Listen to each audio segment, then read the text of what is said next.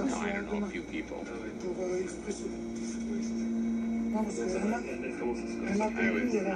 terrible. Tomorrow's will be better.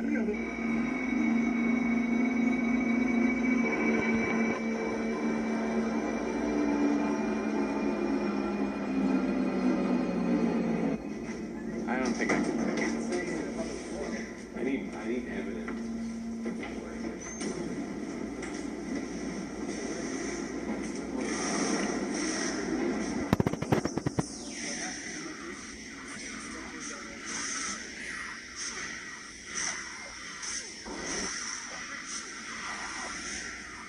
It's big, no?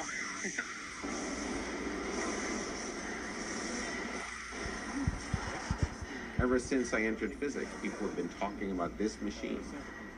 The Large Hadron Collider, the biggest machine ever built by human beings, is finally going to turn on.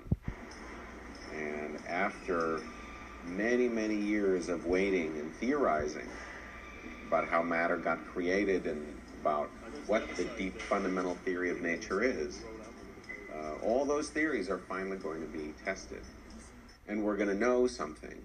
And we don't know what it's going to be now, but we will know, and it's going to change everything. And if the LHC sees new particles, we're on the right track. And if it doesn't, not only have we missed something, but we may not ever know how to proceed. We are at a fork in the road, and it's either going to be a golden era, or it's going to be quite stark. And I've never heard of a moment like this in history, where an entire field is hinging on a single event. Since waiting for this machine to start, this massive machine that has taken so many years to build, we are all in great anticipation of what it might find. And every time there's even a rumor that a new particle is discovered, even before it turns on, the entire field goes into a fever pitch. The experiment was designed initially in the mid-'80s and has taken this long to construct. There are 10,000 people of over 100 nationalities. That includes countries which are mortal enemies of each other, like India and Pakistan and Georgia and Russia and Iran and Israel, all have physicists working on this machine.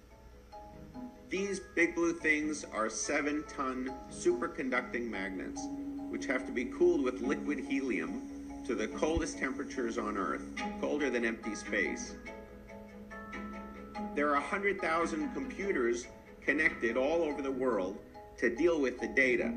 In fact, the World Wide Web was invented at CERN so that physicists all over the planet could share the data. The United States was building a machine just like this. In fact, a bigger machine in Texas. Very political. It was very expensive, very complicated.